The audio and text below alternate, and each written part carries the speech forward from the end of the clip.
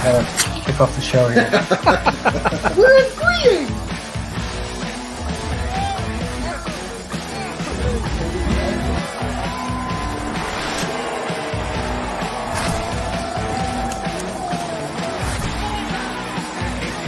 Himself cleaned up.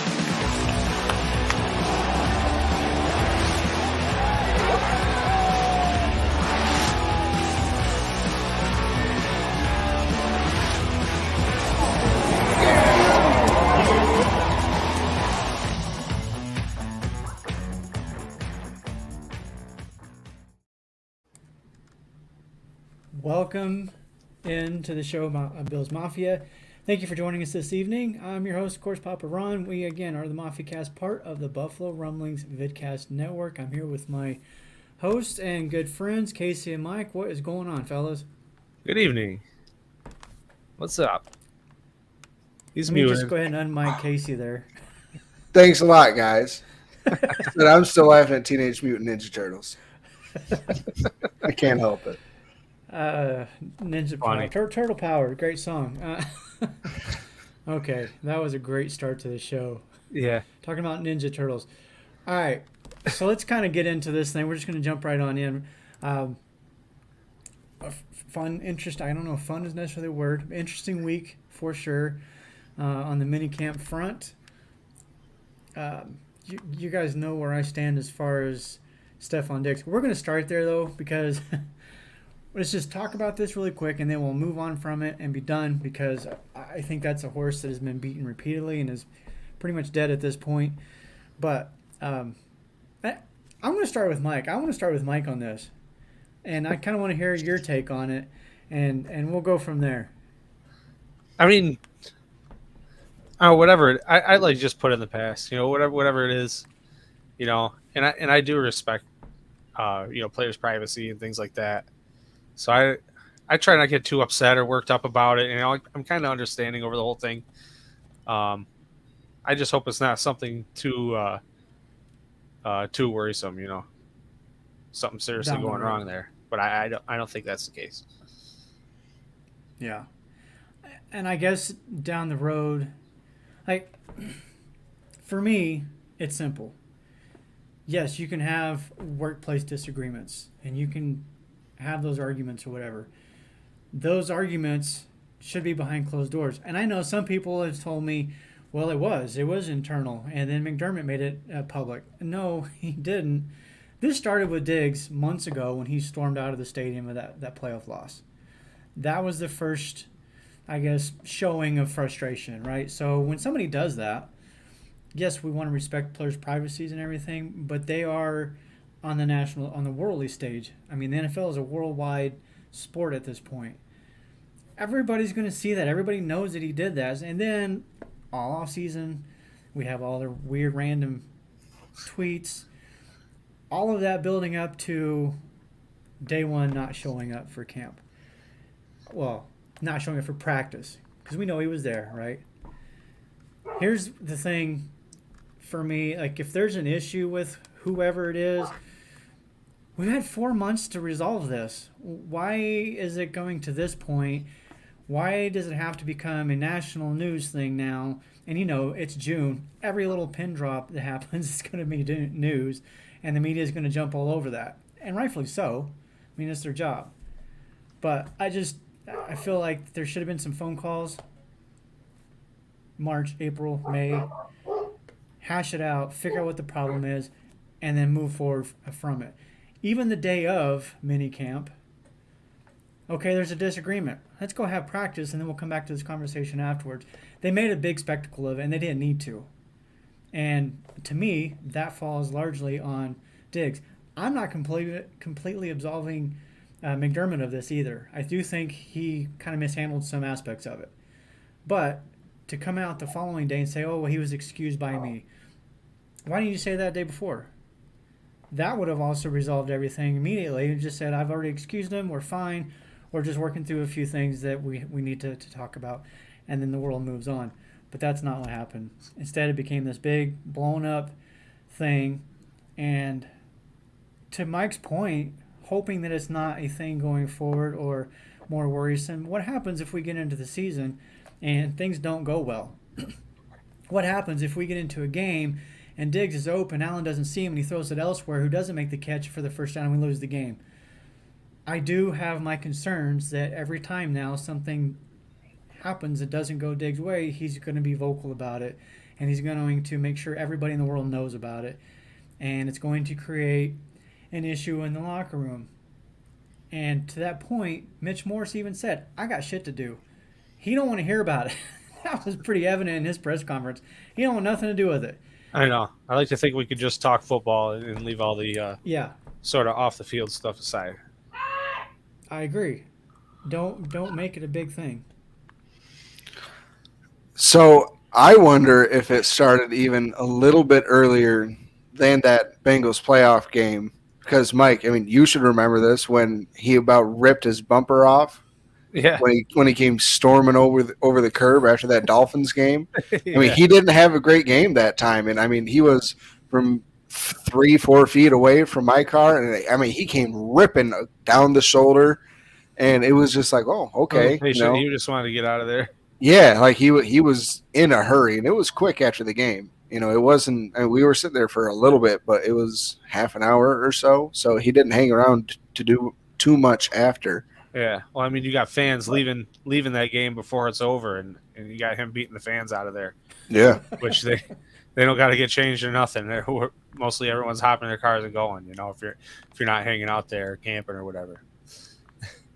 Yeah, I just think he needs to learn to control those emotions and learn how to handle those in a more constructive way, as opposed to making sure that the whole world knows that he's upset. That's really all it is. I still love Diggs as a player, and he's a great person. I know he does a lot for the community. I've had personal interactions with him at one of the games that we've talked about. I'm just saying, it's just when things aren't going well, there's a different way to handle it, and I just hope that going forward, maybe that was part of the conversation too that McDermott had with him after the fact. He's like, look, we can talk about this. It's figured out, but let's do this in a more private manner so that we're not having to spend an entire press conference talking about it. Like, we don't even really know a whole heck of a lot about performances in mini camps because it was all just Diggs. But Right. we do have some, and so we'll move forward unless the two of you have anything to add to the Diggs saga. the only thing I have to add is I think McDermott let his frustration out and like misspoke, used stronger words than I think he meant to during that first press conference. And I think he came out the next day and said it was an excused absence, so that way Diggs just doesn't get fined for the unexcused absence. You know what I'm saying? So I think that was them like kind of meeting in the middle to be like, oh, hey, like don't like I know we had our problem, like it was on both of us. We're not going to fine you for it. Like maybe we don't agree with how you handled the situation, but we're not going to, you know, leave an even worse sour taste in your mouth. Yeah, I do agree with that. I don't think it was excused initially. I really don't. I think, and McDermott even made it one of the things he said during the press conference was something to the effect that the conversation kind of got heated a little bit, and they decided that they needed to kind of go, you know, and away, Take some time, and have some and space. some time away. Yeah. Yeah. So to me, that said that there was not a very constructive conversation initially. That kind of blew up, and people were yelling at people in somebody's office probably, and Diggs got frustrated and left, and McDermott going into that press conference was clearly frustrated. So yeah, I don't think it was excused. I think that was just backtracking on the situation, but hopefully it's in the past. Hopefully this doesn't come up again. Hopefully, you know, there's no other issues.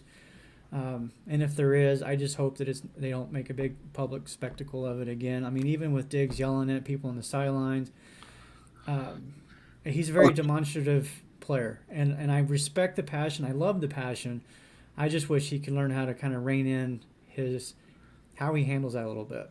The sideline stuff bothers me the littlest amount. Look at all the players that yell at each other. I mean, Tom Brady is known for it. You know, that was his thing, you know, screaming, getting in guys' faces. That was his thing. Yeah. You know, some people, that's just what they do.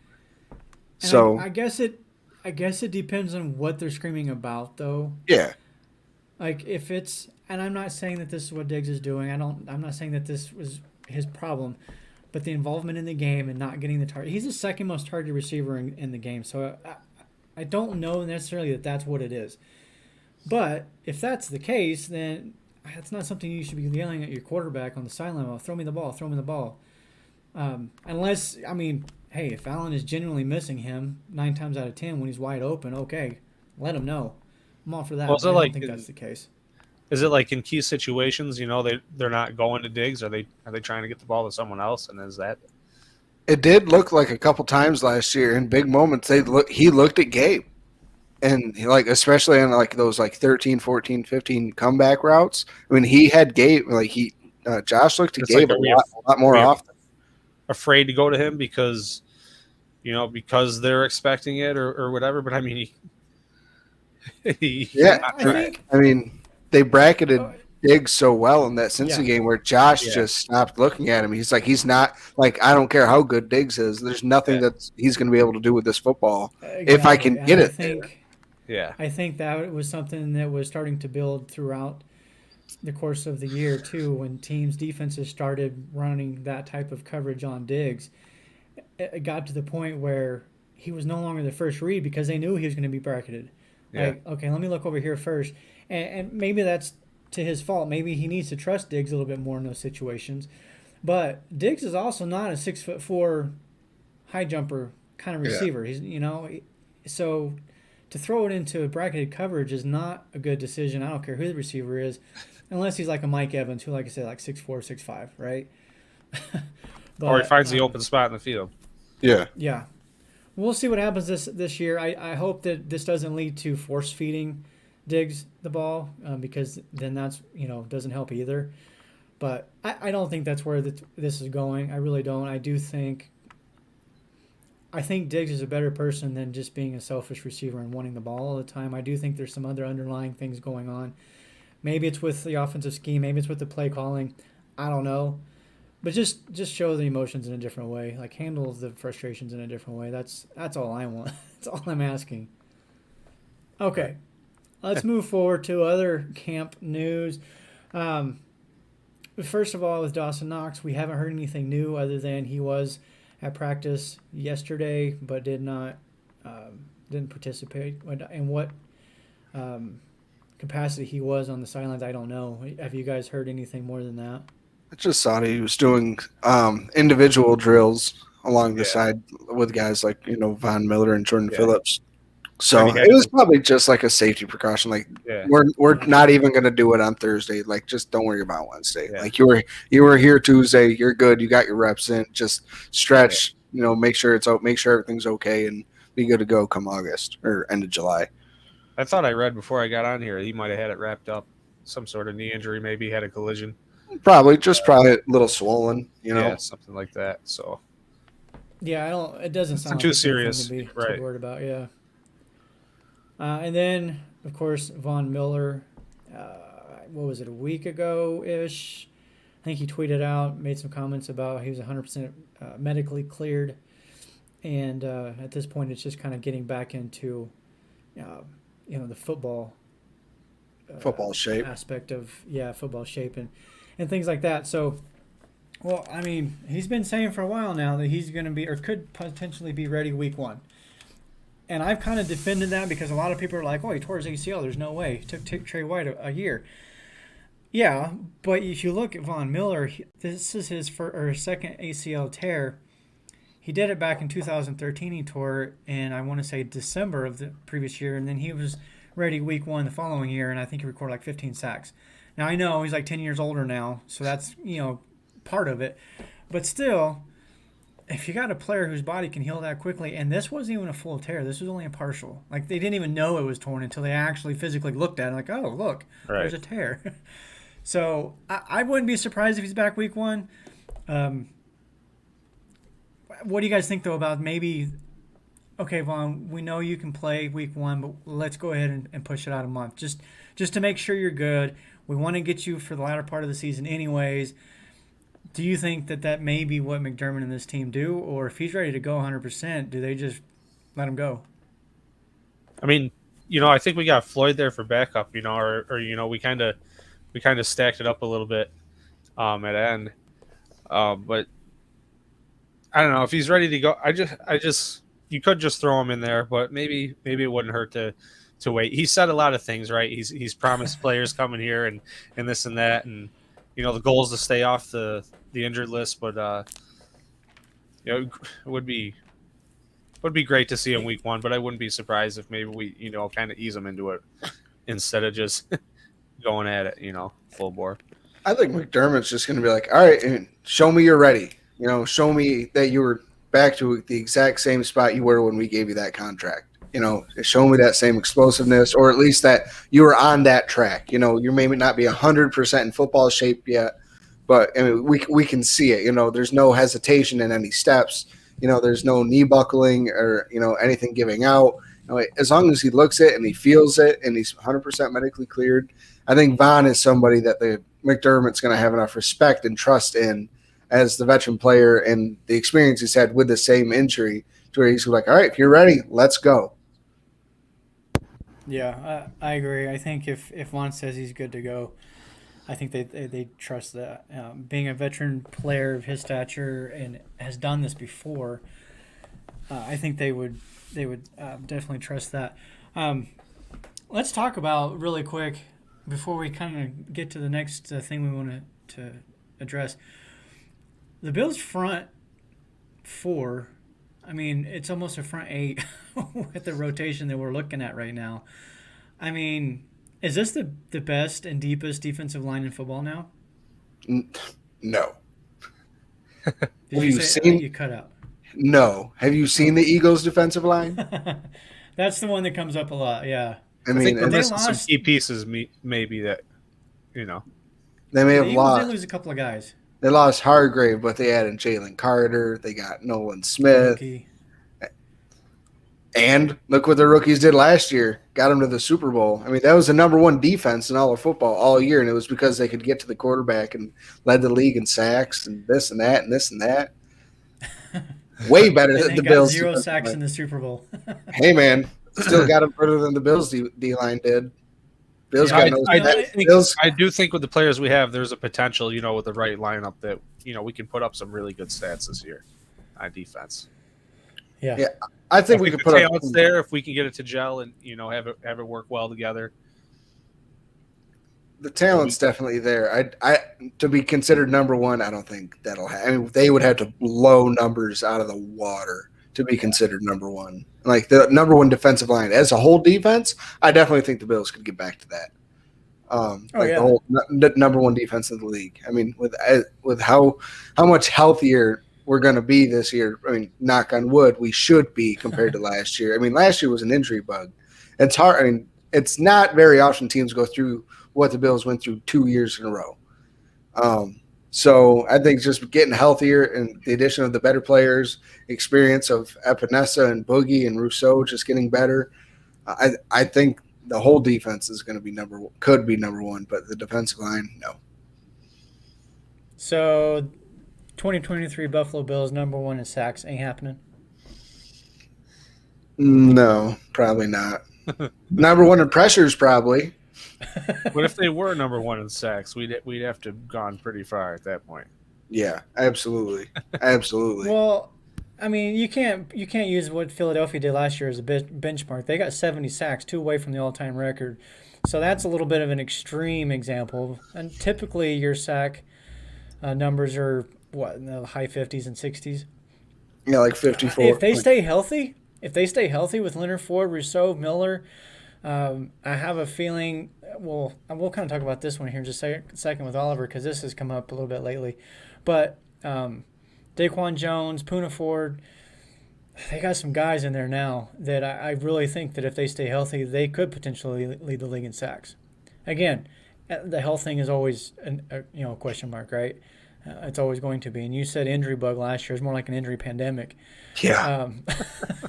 But well, you know what? I'm going to save this next person. I was just about to name him. I'm going to save it for later when we talk about some of our breakout candidates. Because I actually have a couple of names that come up.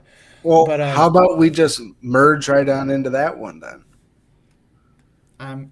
If you want, we can. Let's do it. Hit us, Papa Ron. What do you got? Your breakout candidates. So the whole purpose of doing this, the whole reason why we came up with this one is because we actually posted a Twitter question earlier this week about it, and I was a little surprised at some of the names that were coming up. Balin Spector, I saw, was a name that came up. There was who was it? The two new receivers, Deontay Hardy. I saw his name. Like you go across the board, especially on the offensive side, and there was a bunch. But there was one that came up a lot that I don't agree with, and I want to talk about that one first, and that's James Cook.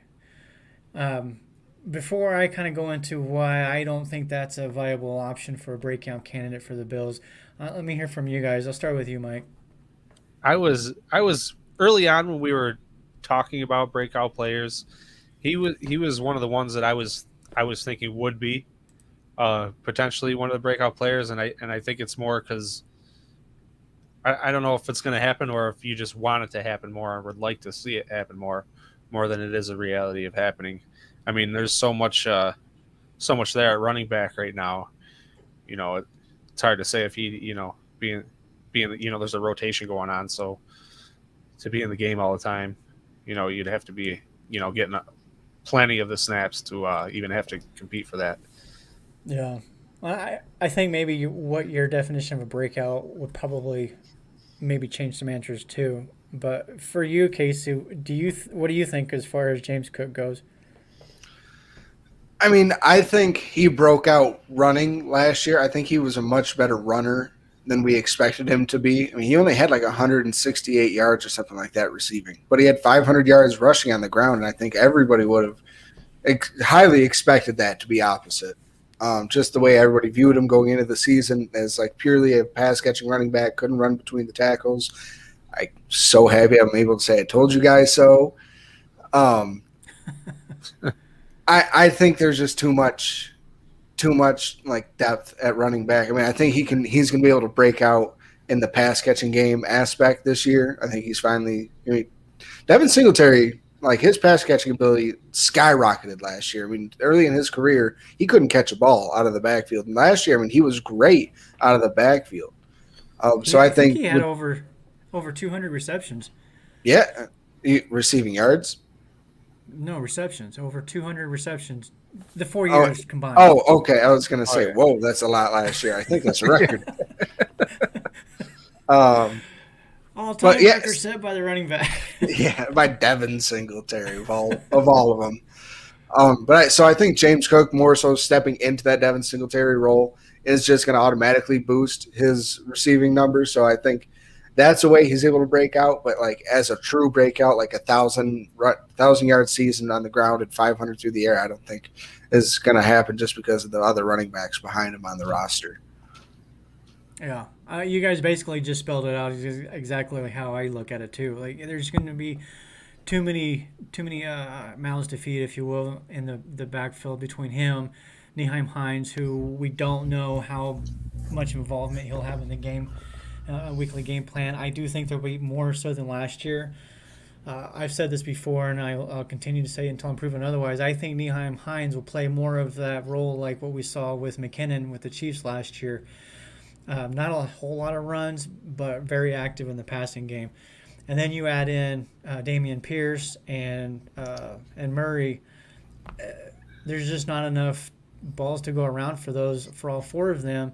Well, really three, because like I said, I don't think Nyheim Hines is going to play that big a role in the running game. But the other three, we don't run the ball that enough for any of those guys to break out. We just don't, and that's fine. I'm not one of those like we got to run the ball more. No, we don't. We just need to be more efficient when we do. That's it. But Casey, I'll start with you as far as the breakout candidates. Who do you got? Like an easy, like common one, but I mean, someone we've been believers in for a long time is Khalil Shakir. I mean, we saw him.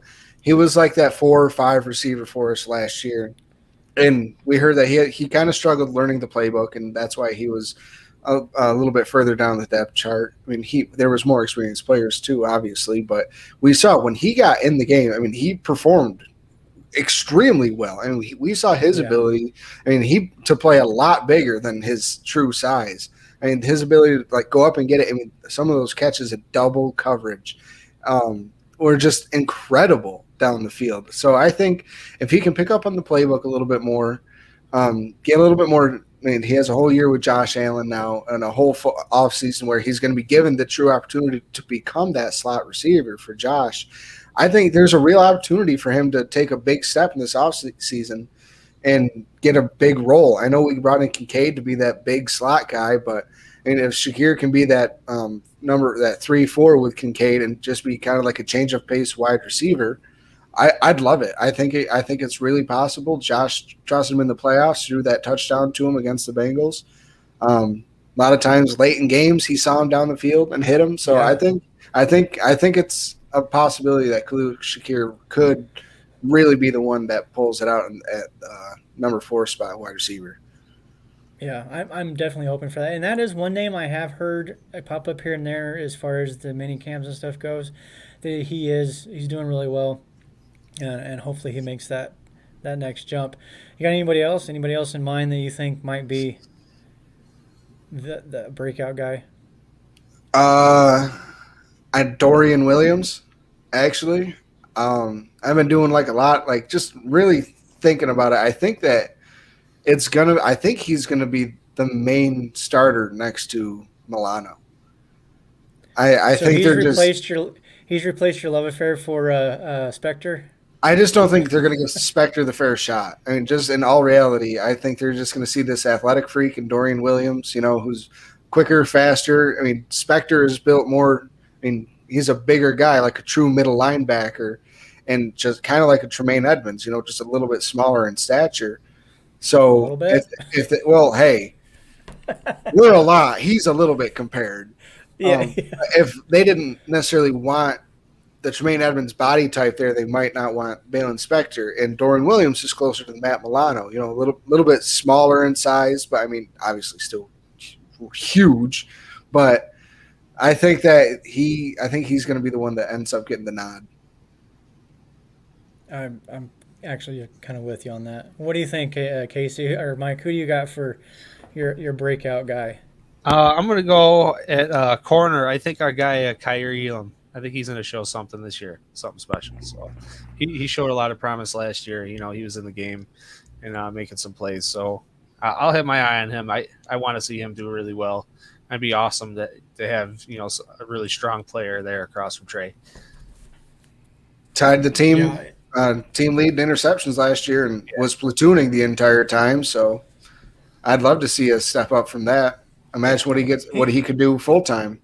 Right. It seemed like he really came on down the stretch too. Yeah. Those last maybe 4 or 5 games, it seemed like he was making at least 1 or 2 plays in each game. So that's an interesting one though, because I'm a huge Benford fan. Yeah. Christian Benford. So I don't know what McDermott's going to do with these guys. I don't. And then you add in Cam Dantzler, who we kind of talked a little bit about Dantzler before the show today, but I personally don't think he makes the team. Because he went from the Vikings to the Redskins, or I'm sorry, the Commanders, basically within a few months. What is it? Why do teams not want to even keep him around? What's going on there? I looked at his PFF scores from a year ago, and I know we've talked about PFF is it is what it is, but still he just hasn't played well, and I feel like that the team's pretty deep, regardless whether or not you like Dane Jackson or not. The team does. I don't think he can beat out Jackson. I don't think he can beat out Benford or Elam or White. You already got Taron Johnson, who is going to be your nickel guy. I just don't know if there's a place for Dantzler on the team. So what if they're bringing in Dantzler to be the next Cam Lewis and train him to be the nickel behind Taron Johnson? Because we really don't have anybody that has experience playing nickel behind, like other than Taron on the team right now. So maybe Dantzler, I'd have to go through his career and look to see if he has had any nickel snaps, but maybe that's what they're bringing him in to do. I think Taylor Rapp has played some snaps at the slot. True. Or nickel, I mean. True. So, yeah, there's definitely some options there. And, I can't wait till training camp to see how these things start to unfold in the preseason and see how these guys do, because – the roster is stacked. It's not like in the past where you're like, oh my gosh, I hope EJ Manuel works out. It's like, I know one of these guys is going to work out, but which one? Mm-hmm. It's intriguing for a different reason. So I can't wait to go to training camp. I'm Here's so my boy excited. Woody. This is my good buddy Woody down in Watkins Glen. Huge Bills fan. I gotta throw him up there. Dorian will He be a likes starter by Dorian. week 3. And he's To also a watch huge Latavius. Latavius fan, just like we are. So Gotta be. gotta love to see that. By week 3. Oh yeah. I think Dorian takes this spot from week 1. I'm Me with you on too. that one, Casey. My breakout guy, I did see his name mentioned once or twice actually when we posted that question. And there's really, it's a little more difficult to quantify a breakout for this guy or this position, but I'm going right tackle Spencer Brown.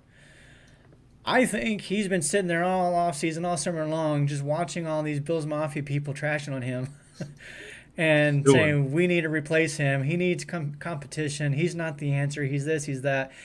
I think that's going to motivate the hell out of him, and he's going to come out and absolutely kill it. I do. We saw him as a rookie and like, ooh, this guy can play. As a rookie, coming from a small school. I just think that there was the injury last year, kind of slowed things down for him. I think the offensive line as a whole was not very good. And when you have a couple of holes on the offensive line, it makes everybody's job difficult or harder. So I think for me, he's the guy that steps up and balls out, and people completely forget about the position. Like, oh, yeah, we're good. We're solid. It's hard to quantify that position because there's no stats other than, how PFF often did you hear grades. your name called. Yeah. So those are my guys. I did have one other, but you already said the name there, Casey, which was Dorian. Khalil Shakir. Oh. Yeah. So You know what I was also thinking is at the DN spot, like a Groot or an Epinesa, but I mean it's so stacked right there at this point that it's hard to say.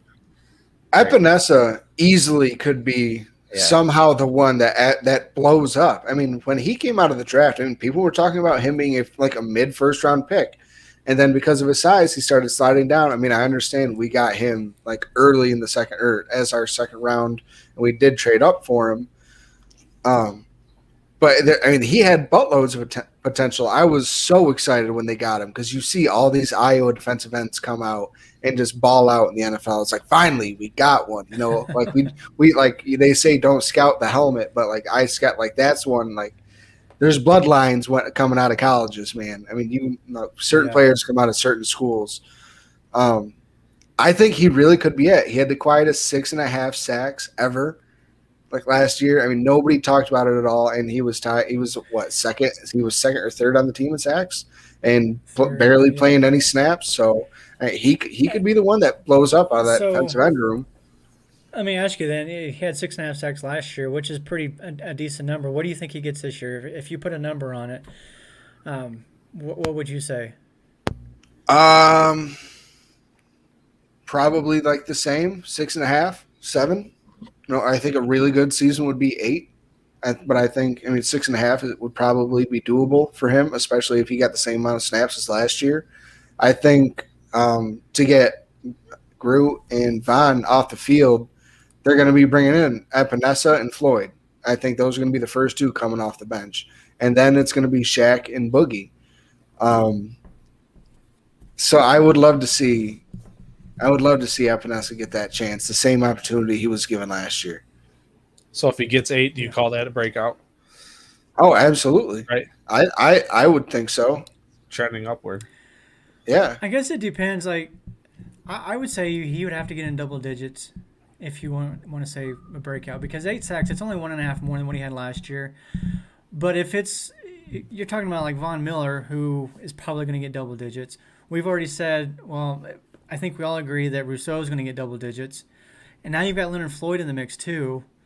It depends on how many snaps you're getting too. Yeah, and that's the other thing. Similar to the running back situation, you got a lot of guys that are going to be rotating through there. So I don't think – I think 8 sacks is doable for Epinesa. I do.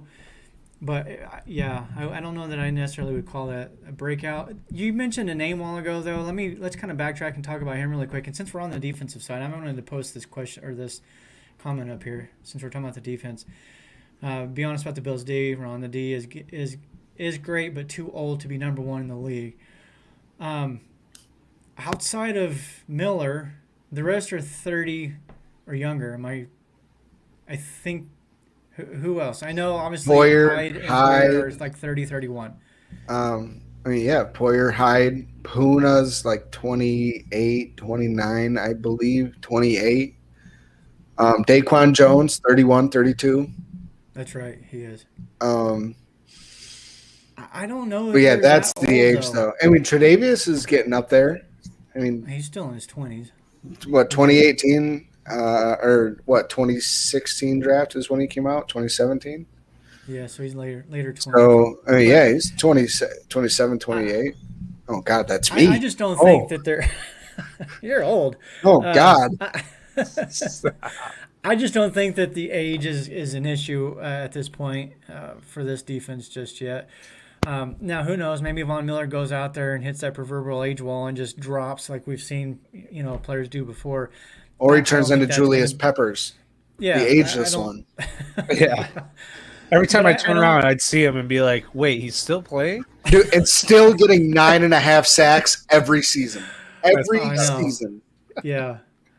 But let's go back. There's the one name that you mentioned. I think Mike, you said it was one of you two was Boogie Basham. I'm starting to wonder if he can even make the roster this year. Do you think he and there's a Shaq are lot- the two fighting for the last spot? Probably. And if that's the case, age aside, because if you're just going to look at that, then obviously you go with the younger guy. But I think at this point in their careers, at least from what we've seen in the past, Shaq is probably the better option, the better player. But at the same time, year 3 is when defensive linemen typically break out, since that's what we're using today. So is this the year that Basham breaks out? Do you think he makes the roster, or do you think he might be in trouble? I think he'll make the roster just being a second-round pick 2 years ago, 3 years ago, whatever it is. This is his third year. So I think, Going into third? yeah, I think that being a second-round pick, they're not cutting bait that quick. I mean, it wouldn't be the first time. No, but I mean, at least, but Cody Ford was exceptionally bad. No, he wasn't Boogie bad. As poorly as Boogie has played, it's not Cody Ford bad. But we also threw in the towel early on Wyatt Teller. I mean, there's been a couple of instances. Again, that was also a 5th-round pick that we saw in camp, and we were like, all right. And Yeah. every time you bring up Wyatt Teller, I'm going to say thank you to Wyatt Teller for getting us Josh Allen. Yeah, he was part of that whole process, those trades. I was gonna go somewhere with it, and then I lost it. That's part of being old, 47, right? Well, I think you were talking about whether he was, on the fence or not making the team, and I think he's, we do have, quite a few people there, but I hate to see players come and go so quick like that, So I hope he hangs on. I see him staying around. Thank you. I did remember the point I was going to say is I don't think McDermott and this staff looks at draft position when they're making a decision on who to cut or not. I think if they believe that he is not going to be the guy this year or at any point, that they cut bait. I don't think they're the kind of organization or staff that keeps people around just because they were a second-round pick or a first-round pick or whatever the case may be. But I hope he makes the team. I don't have anything against him, obviously. But at the same time, if he didn't make the team, then that means somebody else that we like isn't going to. Right. Because to Mike's point, there's a lot of guys. There's a lot of guys on that defensive front, and somebody's gonna get cut. So, and talking about the defensive line, here's another one. DJ Dell could be still with his experience and upside. He won't be the main guy, but he will be great, man. So this is another one that I don't think he makes a 53-man, but I could definitely see him making the practice squad. Oh, yeah. Being maybe a future guy on that line in the rotation. He'll be one of those guys that's like gets the first call-ups, when someone gets dinged. Tim Settle goes down, Daquan Jones goes down, Puna goes down, any of them, that he's going to be the first one that gets called up, I bet. So what does that mean for Jonathan Kingsley? Kingsley's more a defensive end. Yeah, there's a lot of names on that front. It'll be interesting. Yeah, absolutely. Brandon Bryant would have been the one I'd been more concerned about getting called up over DJ Dale, but now he's gone. Right. Yeah, that's true. So those are the breakout guys. if somebody in the comments has got another name that they want to throw out there, we'll definitely talk about it. But we're go ahead and backtrack now, and we're gonna. It's just even crazy to me that we are having the conversation. Like, how is that even a question? But Casey, I'll start with you on this one. What is your idea of elite? Like, what does a player have to do for you to consider him being elite? Here's where this comes from. I don't know how. I said something on Twitter, but somebody was like, well, Josh isn't elite. And I was like, what? Are you kidding? How is he not elite?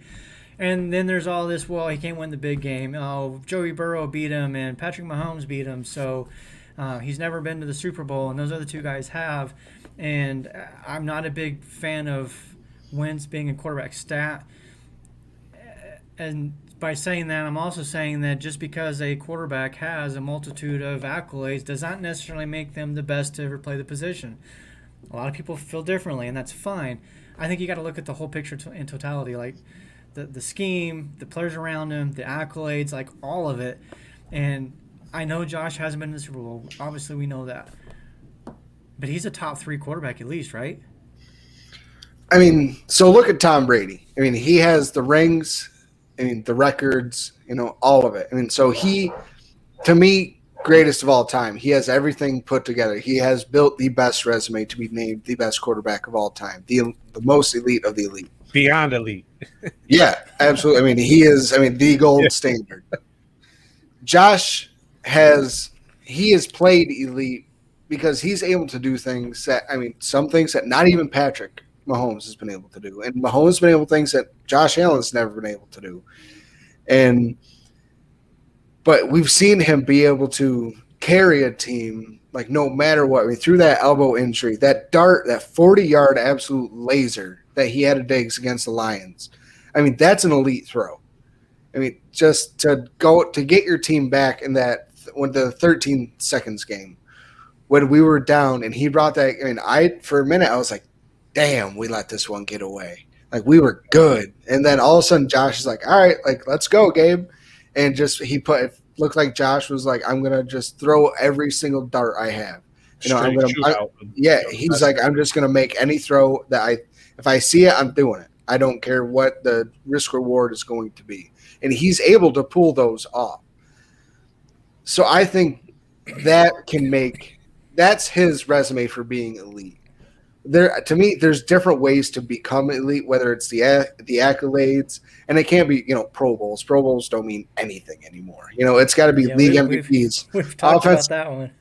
Offensive Player of the Year. Winning your division. 4 times now. We've seen him progress from being garbage to elite. So we understand. We can see the progression that he's made. And we know that he's not, as we were talking about earlier, Kirk Cousins. We don't just have those rose-colored glasses on. But to be elite, there's different ways you can get there. But it all boils down to what am I seeing on the field, and then what are your accolades, and then to build the best of the best, of all time. To me, it's putting those two together. Yeah. Right on. What do you got, Mike? I don't know. I was just thinking, so has there ever been a quarterback made the Madden cover wasn't an elite quarterback? Peyton Hillis was not an elite. That's a good one. That's a good one. Peyton Hillis wasn't an elite running back, in elite season 1, but. Yeah, as soon as you said that, I was like, Vince Young, that's the one. Yeah, you're talking about the 13-second game and just getting into the shootout with the best of the best, and he's in the same conversation with Mahomes and Burrow and them guys. There's a certain few that are right near the top right now, and he's one of them. So definitely in that category. And like you said, might not be Tom Brady, but I think there is beyond elite. I don't know if that's the thing, but I think we can consider him that. You don't have to be that, because then you're talking you don't have to be Tom Brady good to be considered elite. Tom Brady is truly the group of elite quarterbacks is not one. Yes, we can throw around generational at time. You're right. Yeah. Yeah. Here's the thing. most of the people that were kind of like shooting back at me saying he's not elite, were all pointing to basically the playoff losses. Like there's 31 starting quarterbacks that lose in the playoffs or don't even get there.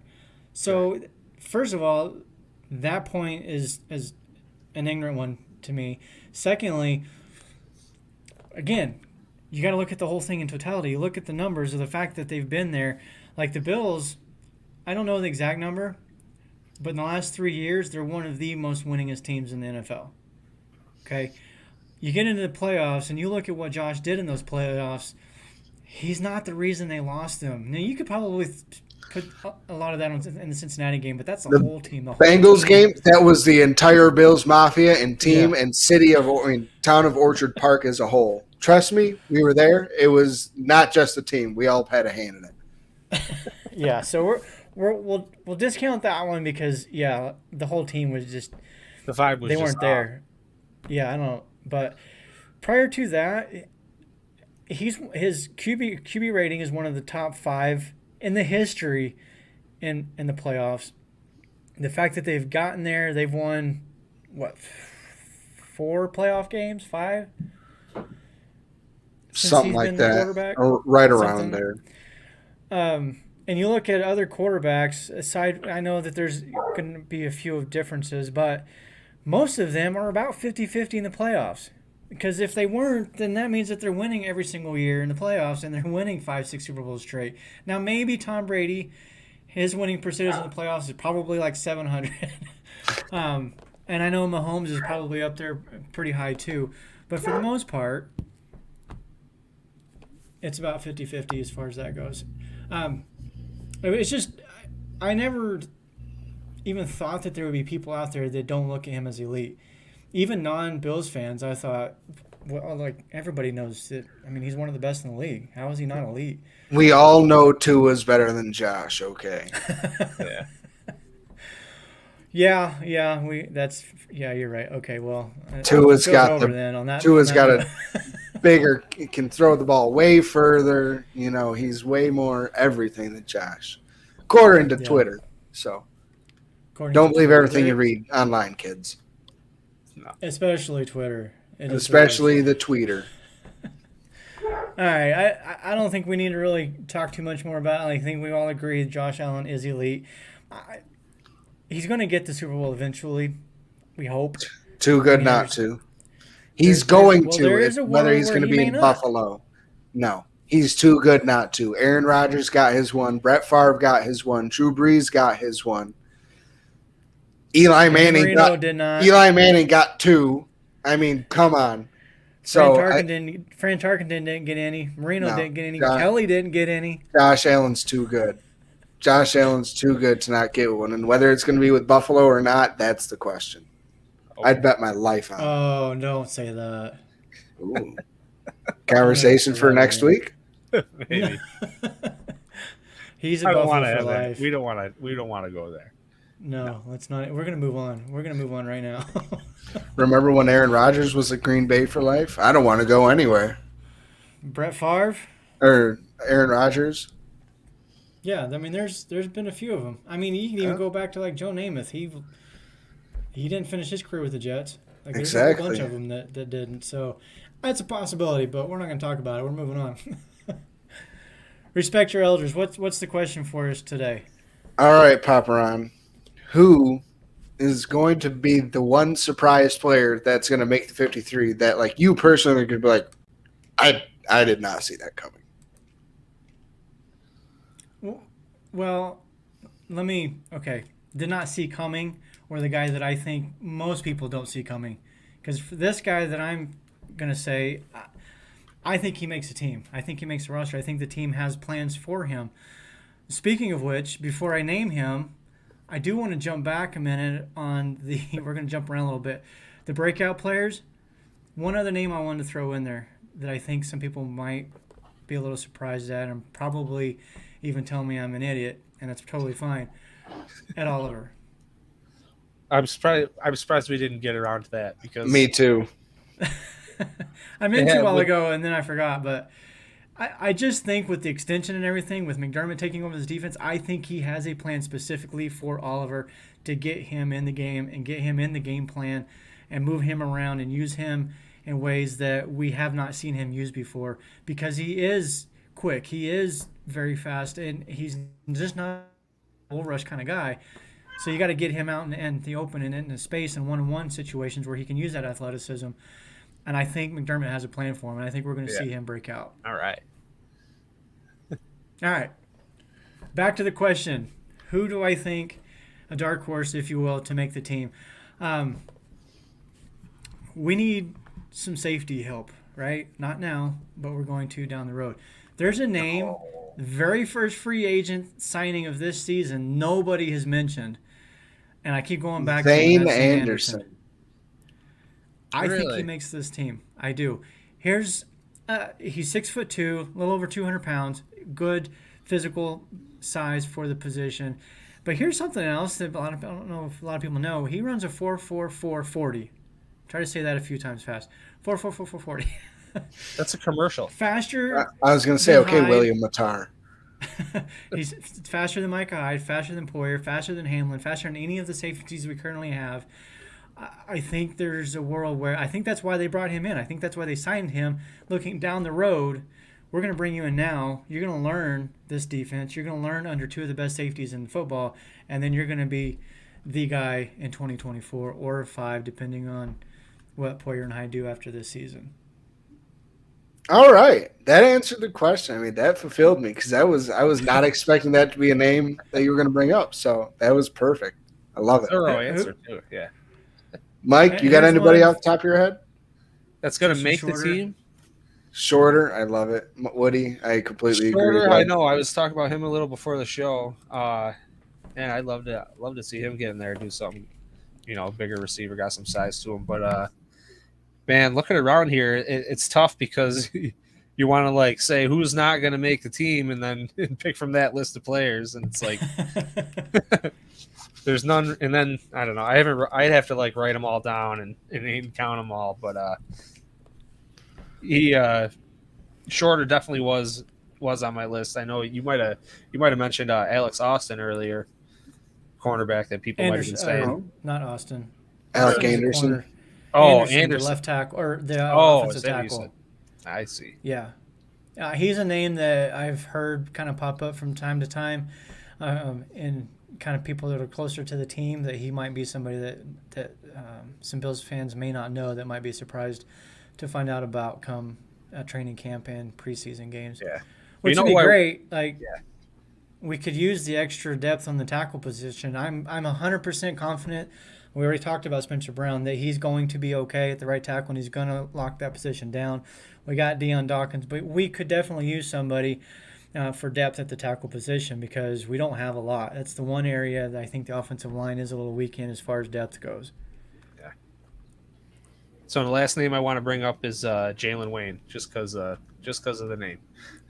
Just the name. His name alone. Yeah. Tell everybody who's listening who Jalen Wayne is. Well, I think he's the nephew of Reggie Wayne, right? He is the nephew. is, of all right. Reggie. So I like Reggie if Wayne. He's a very good receiver. So You got Reggie Wayne blood flowing through you. You got to Hey, give him a shot. I was just gonna, yeah. It's got to kick in sometime. So that would be Yeah. a pleasant surprise, maybe. Who other do you than got, that- Casey? I don't think I have much other than that. So I wasn't planning on answering this question. I was planning on asking it. Well, we have a little bit of time to kill. So somebody who I think is going to make the team, that's going to be a surprise, Cam Dantzler. I think they are going to keep him around because we signed Xavier Rhodes just last year to do the exact same thing. I mean, I know we were hurting in all 4 of our starting corners. I mean, last year we literally had 4 starting corners on the outside.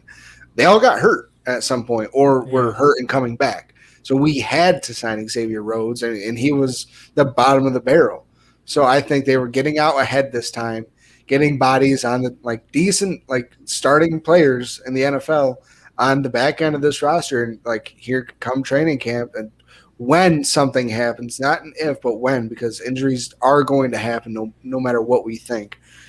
Be prepared. I think they're trying to get out ahead of it this season and be proactive and not reactive. So I think Cam Dantzler might have a real shot if he performs well in camp.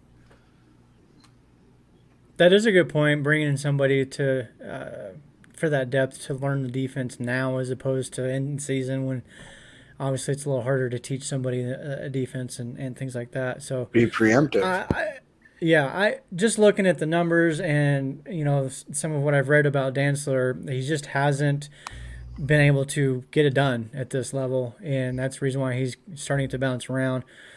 But maybe this is where he needs to be. Maybe this is the team that is able to unlock that potential, because there is potential in there. He has the physical traits to do it.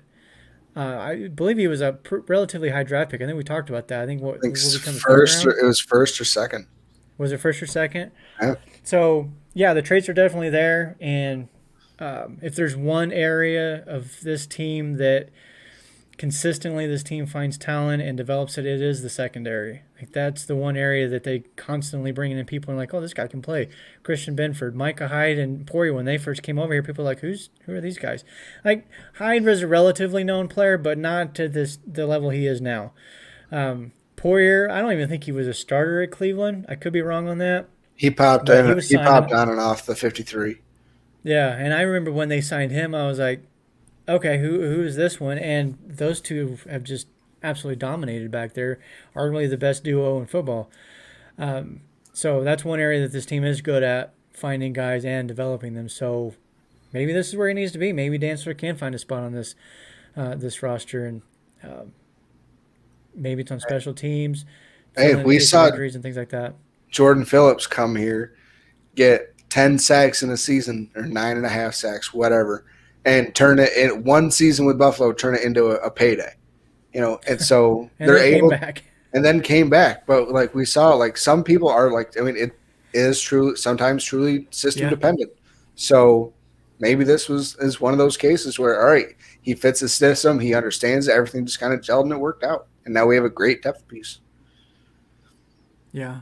At the end of the day, I hope all 90 players on the roster are like all-stars. Like, I'm not going to say all-pro. We're not going to go Pro Bowl. They're going to be all-pro. No.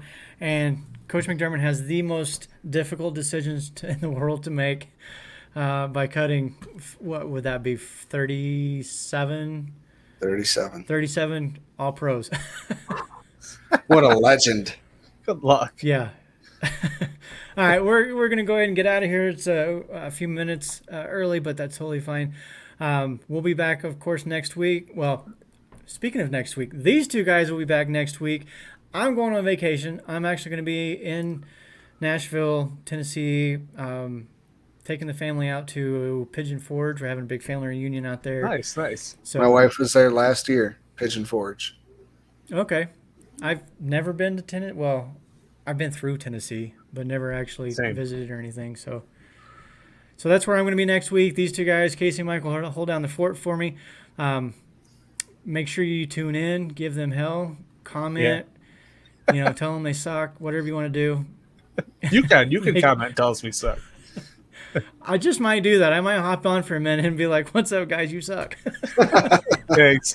The ultimate troll job. Don't forget we got AJ up next too. That's right. AJ Analysis with the Buffalo Rumblings Vidcast. He is up next here in just a couple of minutes, so stay tuned for that. And all of the Buffalo Rumblings Vidcast shows throughout the week. There's a great lineup of people, some of the best content creators on the planet. Check them all out. And for the Mafia Cast, we are out of here. Go Bills. Go Bills. Go Bills.